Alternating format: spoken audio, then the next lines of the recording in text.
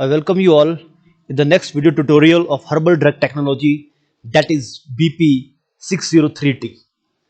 So dear students, we have started unit number 4 and completed the concept of intellectual property rights, including farmer rights and breeders' right.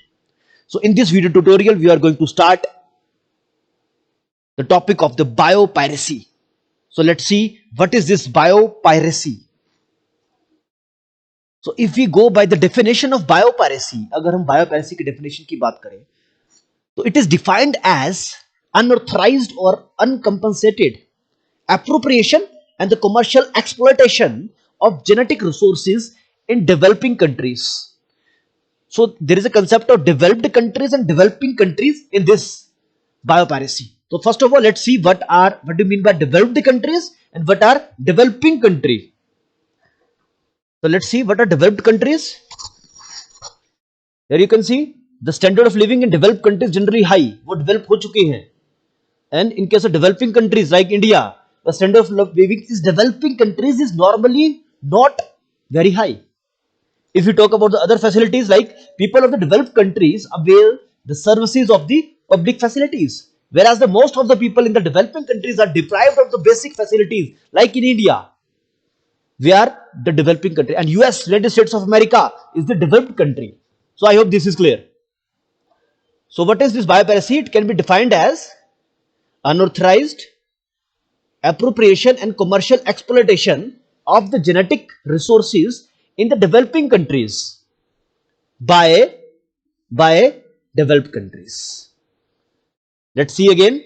It can be defined as appropriation and the commercial exploitation of genetic resources in developing countries or traditional knowledge of the indigenous communities mostly by the developed countries. जो अब ये जो definition है basically biopiracy की काफी पहले concept आया है.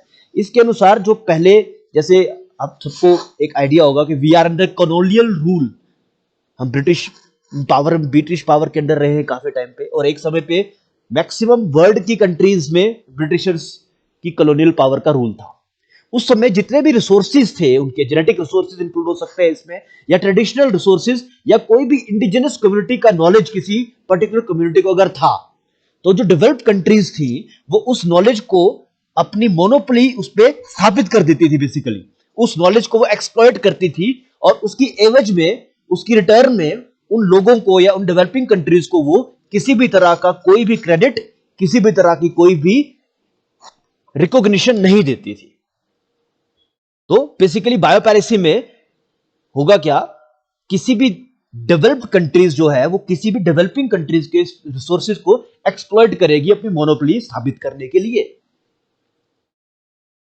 फिर से देखिए एक बार, developed countries are exploiting developing countries genetic resources and indigenous communities their knowledge, that is the traditional knowledge, in the name of the patent on invention deprived from those genetic resources and traditional knowledge. तो इसमें एक patent का concept भी आया. Suppose करिए कोई US की company है, वो किसी एक ट्राइबल एरिया में गई अफ्रीका में, उन्होंने देखा कि अफ्रीका के लोग एक पर्टिकुलर मेडिसिन को यूज कर रहे हैं मलेरिया के लिए, और उस पर्टिकुलर यूएस की कंपनी ने उस पर पेटेंट फाइल कर दिया. तो क्या वो सही है? बिल्कुल नहीं.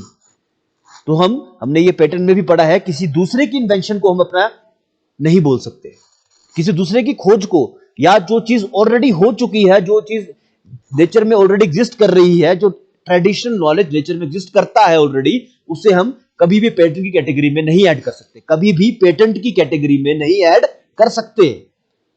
ओके, तो that means the exploitation, that's why the concept of the biopiracy originates. ठीक है, जिसमें जो भी वो कंपनी होगी इसको पेटेंटी बोलेगी, does not give any authorization, compensation और किसी भी तरह का क्रेडिट नहीं देगी उस पर्टिकुलर कम्युनिटी को या उस पर्टिकुलर कंट्री को. तो बायोपैरेसी में आई थिंक आपको थोड़ा बहुत आइडिया लग गया कि बायोपैरेसी है क्या. अब आगे देखते हैं. तो अब एक वर्ड पीछे यूज हुआ, ट्रेडिशनल नॉलेज. तो ट्रेडिशनल नॉलेज को पहले समझ लेते हैं, क्योंकि ट्रेडिशनल नॉलेज इंडिया में बहुत ज्यादा ट्रेडिशनल नॉलेज है, उसी तरह से बाकी कंट्रीज का अपना अपना ट्रेडिशनल नॉलेज है. So traditional knowledge refer to the indigenous communities comprising knowledge, innovation and practices of indigenous local communities embodying traditional lifestyle. Suppose अगर हम हिमाचल की बात करें, हमारे पास अलग अलग कम्युनिटीज हैं, जैसे फॉर एग्जांपल गद्दी कम्युनिटी. तो गद्दी कम्युनिटीज का अपना रहना सहना, अपना खाना, या अपनी ही कुछ एक पर्टिकुलर ट्रेडिशन है। अब कोई भी बाहर का इंसान आके उनके सपोज किसी को उनकी कोई चीज अच्छी लगी तो उस पर वो पेटेंट क्लेम नहीं कर सकता। वो ये नहीं बोल सकता कि मैं इस पे पेटेंट ले सकता हूं, नहीं, क्योंकि वो उस पर्टिकुलर कम्युनिटी का ट्रेडिशनल नॉलेज रहेगा।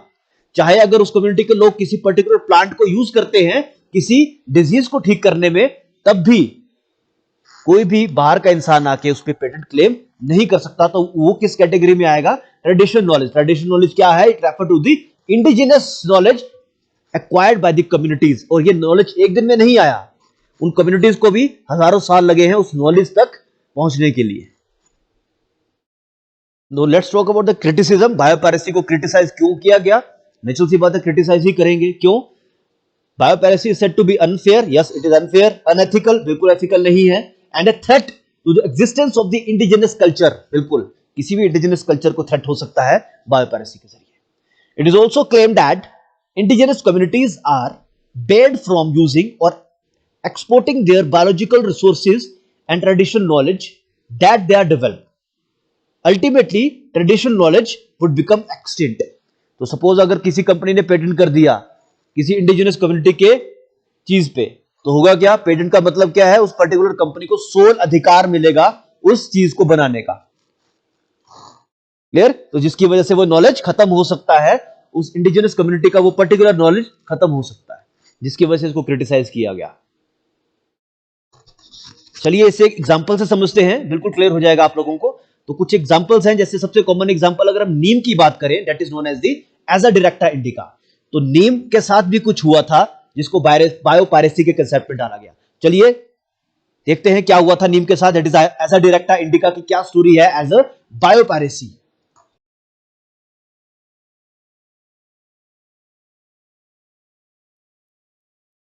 एज वी नो, जैसा कि हम सबको पता है, Azadirachta indica that is known as the neem. और नीम का विधान आयुर्वेद में 5000 साल पहले ही कर दिया गया था। आयुर्वेद में यह मेंशन्ड है कि नीम इज यूज्ड एज अ कृमिनाशक, मतलब वो एक एंटीबैक्टीरियल इफेक्ट शो करता है। हुआ क्या बेसिकली, नीम को बायोपायरेसी में क्यों डाला गया या किस कंपनी ने उस पर क्या क्लेम किया, चलिए देखते हैं। 1994 में क्या हुआ, एक मल्टीनेशनल कंपनी थी WR ग्रेस के नाम से, plus US department of agriculture, United states का एग्रीकल्चर डिपार्टमेंट, प्लस जो MNC कंपनी थी WR ग्रेस, उन्हें एक पेटेंट प्रोवाइड किया गया। किसके द्वारा? EPO के द्वारा, यूरोपियन पेटेंट ऑफिस के द्वारा उन्हें एक पेटेंट ग्रांट किया गया। पेटेंट क्या था उनका? That is the method for controlling fungi on plants by the use of hydrophobic extracted Neem oil. तो बेसिकली तो WR grace company plus USA का जो एग्रीकल्चर डिपार्टमेंट था, उन लोगों ने क्लेम किया एक पेटेंट जो उनको दिया गया। और पेटेंट किस पे दिया गया? उन्होंने यूज किया नीम ऑयल को एज अ फंगीसाइड। लेकिन हमें पता है कि जो फंगीसाइड इफेक्ट है नीम का और उसके तेल का, उसके सीड का, वो आयुर्वेद में बहुत साल पहले बता दिया गया है। तो हुआ क्या बेसिकली, इसके ऑपोजिशन में इस पेटेंट के अगेंस्ट एक फाइल किया गया, इस पेटेंट के अगेंस्ट अपील की गई।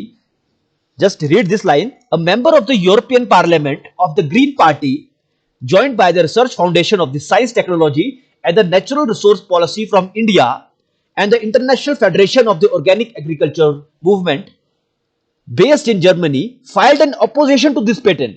तो इसके अगेंस्ट में इन लोगों ने पेटेंट फाइल के अगेंस्ट में एक प्ली एप्लीकेशन फाइल कर दी। तो ऑपोजिशन क्लेम दैट, ऑपोजिशन में यह कहा गया, the fungicidal effect of the hydrophobic extract of the Neem seed was known, वो ऑलरेडी नोन है, and used for centuries in India in the traditional system of medicine that is Ayurveda. Therefore, जो उनका patent था उसको invalid कर देना चाहिए, क्योंकि उसमें ना ही नोवेलिटी है ना ही कोई इन्वेंटिव स्टेप है। इसलिए फिर यूरोपियन पेटेंट ऑफिस ने इन द ईयर 2000 उसे रिजेक्ट कर दिया गया, उसे विड्रॉ कर दिया गया based upon the finding that it lacked novelty. I hope this is clear to you. So in the end, I acknowledge all the sources I have used to prepare this video. So do not share this video in any platform. So see you in the part 2 video of biopiracy.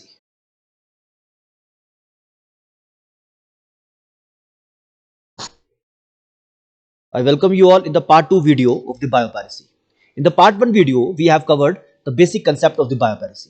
So in this video again, we will recall the concept of the biopiracy. So let's start. So biopiracy, when indigenous knowledge is patented for profit. So we have seen that in the previous video that indigenous knowledge was acquired by some particular type of community or areas that is never be patented for any profit purpose. So as genetic research become more sophisticated, so does our ability to use plants and animals to develop new drugs. So often, in search of new bioresources, researchers draw on the local people's traditional knowledge. ये अच्छी बात है.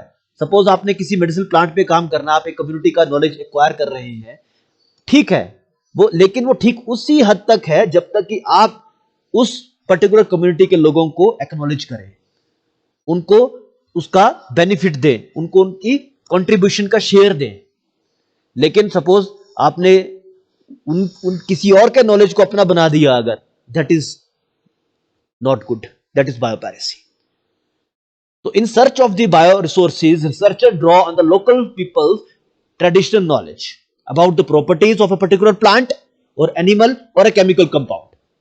And when researcher use their traditional knowledge without permission or exploit the cultures they have drawing from it, this is known as the biopiracy. तब आप या कोई particular लोग या कोई एमएनसी या कोई रिसर्चर, कोई साइंटिस्ट किसी भी कम्युनिटी के बताए हुए नॉलेज को बिना परमिशन से एक्वायर करेगा, बिना उसको क्रेडिट दिए, that comes under the concept of the बायोपैरेसी.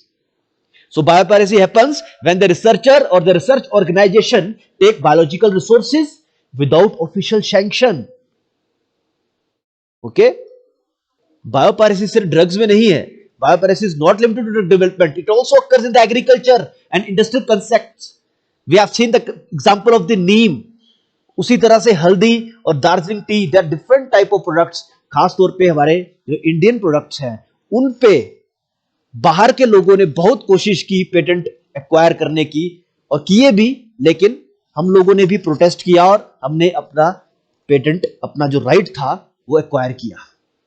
अब हम ये क्यों बोल रहे हैं कि इंडिया में ऐसा है? क्योंकि इंडिया में we have AYUSH system, Ayurveda, Unani, homeopathy, इसके अलावा बहुत से ट्रेडिशनल सिस्टम्स हैं इंडिया में, और बहुत से मेडिसिनल प्लांट्स, एनिमल ड्रग्स पे काम ऑलरेडी हम रिपोर्ट कर चुके हैं, ऑलरेडी वो मेंशन्ड है हमारे टेक्स्ट्स में. जैसे चरक संहिता की बात करें या सुश्रुत संहिता की बात करें, अब सुश्रुत ने, ऋषि सुश्रुत ने सर्जरी के बारे में आज से 5000 साल पहले वर्णन कर दिया है, और नो डाउट आज हम यूज कर रहे हैं, लेकिन वो कहीं ना कहीं नॉलेज हमने एक्वायर किया है अपने वेदों से. जैसे कि हम लोगों ने पढ़ा है कि आयुर्वेद अथर्ववेद के उपवेद से लिया गया है, और वेदों की जो एज है that is date back to 5000 years ago. तो हमारे पास बोलने का मतलब क्या है? We Indians have very much blessed with these natural resources, और जिसे हमें प्रोटेक्ट करना जरूरी है. एक बार फिर से रिकॉल करिए, बायो प्रोस्पेक्टिंग का कंसेप्ट हम पढ़ेंगे नेक्स्ट वीडियो में, ठीक है? लेकिन इस वीडियो में एक जनरल डेफिनेशन देख लीजिए बायो प्रोस्पेक्टिंग की है क्या, और ये किस तरह बायोपैरेसी से रिलेट करता है. तो बायो प्रोस्पेक्टिंग में क्या करते हैं? इट इज एक्सप्लोरेशन, एक्सप्लोर करेंगे, हम रिसर्च करेंगे of the natural sources for small molecules, macromolecules और the biochemical and the genetic information that could be developed into commercial valuable products for the agriculture, aquaculture, bioremediation, cosmetics, nanotechnology, pharmaceutical industry et cetera. तो bioprospecting में हम क्या करेंगे? Basically explore करेंगे natural resources को किसी भी तरह से कोई भी प्रोडक्ट कन्वर्ट करने के लिए. जैसे सपोज करिए आपने किसी प्लांट पे काम किया, मतलब आपने उस प्लांट को सबसे पहले आप डिसाइड करोगे किसी बैकग्राउंड पे कि आपने ये प्लांट क्यों डिसाइड किया या आपने प्लांट क्यों लिया एक पर्टिकुलर फॉर्मुलेशन बनाने के लिए. तो सारी की सारी चीजें किसमें आएंगी? बायो प्रोस्पेक्टिंग में. कब तक? सारी चीजें. सपोज आपने उस प्लांट से कोई प्रोडक्ट बना दिया तो किस में आएगा? बायो प्रोस्पेक्टिंग में आएगा. उसी कंसेप्ट के आधार पे हम उसको इवेल्युएट करेंगे. देयर. और बायोपैरेसी से किस तरह डील करती है? When the regions, biological sources or the indigenous knowledge are unethically appropriated or commercially explored without providing fair compensation, that is known as the biopiracy. I hope this is clear to you now. So let's see the concept of the bioprospecting now. तो what is bioprospecting? The emerging area of the biotechnological application on the biodiversity is known as the bioprospecting. अब इसमें होगा क्या? Which includes, ध्यान से पढ़िए, systematic search for genes, natural compound, designs and whole organism in wildlife with the potential for the product development by biological observation and biophysical, biochemical and genetic method without disruption to the nature। तो बायोप्रोस्पेक्टिंग में हम जितने भी natural resources हैं उनसे कोशिश करेंगे कोई ना कोई प्रोडक्ट बनाने के लिए, उनको एक्सप्लॉइट करेंगे, उनको यूज करेंगे थ्रू डिफरेंट मेथड्स। तो bioprospecting is also known as the biodiversity prospecting. Biodiversity का आपको मतलब पता ही है, इसमें सब कुछ आएगा, flora as well as fauna. तो it is the exploration of the biological material for commercial valuable genetic and biochemical properties. अगर आप सिंपल भाषा में बात करिए तो हम इसे क्या बोल सकते हैं? It is the investigation of the living things to see how they can be commercially useful to the humans. मतलब कि इसमें हम जितनी भी बायोडाइवर्सिटी में जो चीजें हैं उसको हम किस तरह से यूज कर सकते हैं अपने बेनिफिट के लिए, वो सारी चीजें बायोप्रोस्पेक्टिंग में आएंगी। यस, हमने बायोपायरेसी देख लिया। बायोपायरेसी का मतलब क्या है? व्हेन बायोडाइवर्सिटी और the related knowledge is collected without permission from the owners and these resources are then patented, this is known as the concept of the biopiracy. एक बार फिर से रिकॉल करिए, bioprospecting is the exploration of the natural resources for small molecules, macromolecules and the biochemical and the genetic information that could be developed into commercially valuable product, and that is for the, maybe it is agriculture product, aquaculture, maybe it is used for the cosmetic, nanotechnology or even the pharmaceutical industries. So bioprospecting mein hum deals with the biodiversity. So I hope this will give you a brief idea about the biopiracy as well as the bioprospecting. So see you in the next lecture. Thank you very much for your time, and do not share this video in the any electronic platform. I welcome you all in the next video tutorial of herbal drug technology. So dear students, in this video tutorial we are going to see the concept of the bioprospecting. जैसा कि हमने पिछली video में भी थोड़ा सा brief overview लिया है बायोप्रोस्पेक्टिंग का, तो आई होप आप सबको वो याद होगा। तो I request you to watch that particular previous video before watching this video. So let's start again. Recall the concept of the bioprospecting. So in the bioprospecting, in the simple terms, which means that investigation of the living things, because bio means living, how they can be commercially useful to humans. किसी भी living entity में, वो plant भी हो सकता है, वो animal भी हो सकता है, ये इन्वेस्टिगेशन करना कि वो किस तरह से ह्यूमंस के लिए फायदेमंद है, ये सारी चीजें हम बायोप्रोस्पेक्टिंग में समझते हैं। Bioprospecting also known as the biodiversity prospecting, because इसमें बायोडाइवर्सिटी की ही बात की गई है। बायोडाइवर्सिटी में जैसे कि फ्लोरा और फौना आएंगे। It is the exploration of the biological material for commercially valuable genetic and biochemical properties. चलिए अब देखते हैं कि बायोप्रोस्पेक्टिंग का जो कंसेप्ट है वो ओरिजिनेट कहां से हुआ। तो just read this. Extreme environments provide habitat for extremophile organism with unique characteristic developed for survival। जैसा कि हमें पता है, there are extreme conditions और extreme climatic condition in the earth। हमारी अर्थ में, हमारे प्लेनेट में कई जगह पे extreme climatic condition है।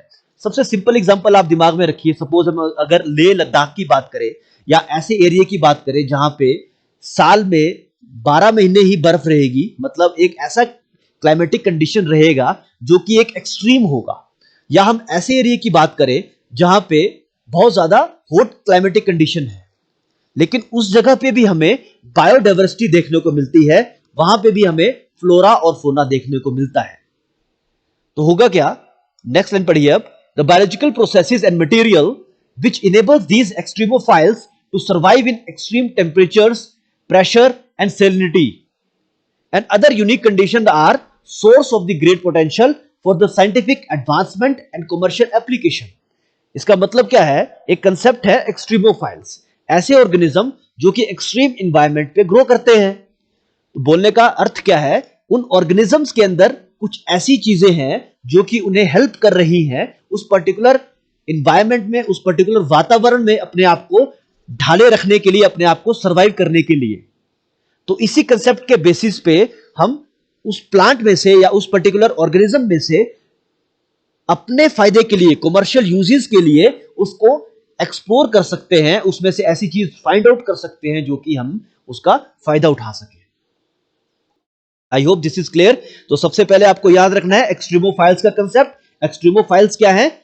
जो कि एक्सट्रीम कंडीशन में सर्वाइव कर रहे हैं, बिकॉज उनके पास यूनिक कैरेक्टरिस्टिक्स हैं। वो कैरेक्टरिस्टिक कैसे हैं? जो उनके नेचर ने दिए हैं। अब हमें क्या काम करना है? हमें उन एक्सट्रीमोफाइल्स पे, उन ऑर्गेनिजम्स पे काम करना है जो कि उस क्लाइमेटिक कंडीशन में ग्रो कर रहे हैं। ओके और उन ऑर्गेनिजम्स को स्टडी करके उसमें से या तो हम कुछ आइसोलेट करेंगे और उसको हम as a commercial importance, as a pharmaceutical industry, as agriculture industry, as a biotechnological industry में हम उसका यूज करेंगे। जैसा कि एग्जांपल्स दिया है, कुछ एंजाइम्स जो कि हम डिराइव करते हैं एक्सट्रीमोफाइल्स से, they have been used in detergents में यूज होते हैं, food processing, cleaning, dyeing and as well as in the medical diagnosis. और बायोप्रोस्पेक्टिंग में मेराइन एनवायरनमेंट में हमें कोई ना कोई ऐसी चीज जरूर मिल सकती है जो कि जिसका हम कमर्शियल यूज कर सके। तो bioprospecting of the marine environment is conducted almost extensively in region at extreme depth. Suppose आपने बायोप्रोस्पेक्टिंग करनी है मेराइन में, तो हम कहां पे करेंगे? एक्सट्रीम डेप्थ, क्योंकि हम एक्सट्रीमोफाइल्स की बात कर रहे हैं। Extreme depth specifically around submarine trenches, cold seeps, seamounts and hydrothermal vents. चलिए अब इसे एग्जांपल से समझने की कोशिश करते हैं। जैसे एक एग्जांपल है थर्मस एक्वेटिकस। इससे हमें एक चीज मिलती है, पीसीआर। दरअसल थर्मस एक्वेटिकस क्या है? ये एक बैक्टीरिया है। चलिए इसके बारे में देखते हैं। Thermus aquaticus is a species of bacteria that can tolerate high temperature. जैसा कि नाम से ही पता चल रहा है, थर्मस एक्वेटिकस एक माइक्रो ऑर्गेनिज्म है। ये एक बैक्टीरिया है, जैसे कि आप देख सकते हैं। और इसकी खास बात क्या है? It can tolerate high temperatures, that's why it is known as the Thermus aquaticus. Aquaticus मतलब वाटर, टेम्परेचर मतलब हाई। तो ये हमें बैक्टीरिया मिलता कहां पे है? हॉट वाटर स्प्रिंग्स में, गर्म पानी के जो चश्मे हैं वहां पे हमें ये बैक्टीरिया मिलता है। और इस बैक्टीरिया से हमने क्या चीज निकाली है? So this Thermus aquaticus is the source of the heat resistant enzyme. हमने इसमें से एक एंजाइम आइसोलेट कर लिया, हीट रेजिस्टेंट। उस एंजाइम का नाम क्या है? DNA polymerase. And one of the most important enzymes used in the PCR, polymerase chain reaction. Covid में भी हम आरटीपीसीआर टेस्ट कर रहे हैं, पॉलीमरेज चेन रिएक्शन। अगर हमारे पास किसी सैंपल बहुत ही कम है, सपोज फोरेंसिक इन्वेस्टिगेशन में क्या होता है, सपोज कहीं पे भी कोई क्राइम हुआ, आपको एक बाल मिला, सिर्फ एक बाल, तो उसमें हम क्या सर्च करेंगे? डीएनए। लेकिन वो सैंपल हमारे पास बहुत ही कम है, तो with the help of the PCR technique हम उस सैंपल्स की, उस डीएनए की मिलियन ऑफ कॉपीज हम रेप्लिकेट कर लेंगे और फिर उसको हम आराम से टेस्ट कर सकते हैं। हमारे पास सैंपल की अमाउंट ज्यादा प्रोड्यूस कर सकते हैं। Okay, so the next example of the bioprospecting is the Antarctic ice fish. आपको पता ही है अंटार्कटिक में कैसी कंडीशंस है? एक्सट्रीम कोल्ड कंडीशन है। तो उस आइस फिश में से हमने एंटी फ्रीज प्रोटीन आइसोलेट किया। तो बायोप्रोस्पेक्टिंग में हम उस एक्सट्रीम कंडीशंस में जाके जो एनिमल सर्वाइव कर रहे हैं उनमें से हम कुछ आइसोलेट करके as a biotechnological, as a pharmaceutical product कुछ भी हम यूज करते हैं अपने कमर्शियल पर्पस के लिए। अब सबसे बड़ा इंपॉर्टेंट, इसकी जरूरत क्या है? सब सिंपल सी बात है, improving human health through medicine and better nutrition. हमें अगर मेडिसिन प्रोड्यूस करनी है तो we can go for the bioprospecting. Drug development, drug discovery के लिए we will go for the bioprospecting. तो कुछ एक प्रोसेसेस हैं बायोप्रोस्पेक्टिंग के, जनरली 4 फेजेस यूज होते हैं इसमें, फेज 1 टू फेज 4। फेज 1 में क्या है? सबसे पहले हम साइट पे जाके सैंपल कलेक्ट करेंगे। सपोज अगर आपको अंटार्कटिका से फिश का सैंपल लाना है तो नेचुरल सी बात है आपको साइट पे जाना पड़ेगा। देन आइसोलेशन, कैरेक्टराइजेशन और कल्चर करेंगे। देन स्क्रीनिंग करेंगे उसकी पोटेंशियल डिफरेंट मेथड से। Then product development and commercialization, जिसमें कि हम पेटेंट भी कर सकते हैं, आईपीआर भी एक्वायर कर सकते हैं उस पर्टिकुलर प्रोडक्ट का, अगर वो इनोवेटिव और न्यू है तभी। तो ये 4 फेजेस आपको याद रखने हैं। Phase 1 on site collection, phase 2 isolation characterization, phase 3 screening for the potential uses, then product development and commercialization, which include patent, sales and marketing. So I hope now you have a brief idea about the bioprospecting. अब आपको थोड़ा बहुत idea लग चुका है बायोप्रोस्पेक्टिंग के बारे में, तो एक बार रिकॉल करिए डेफिनेशन.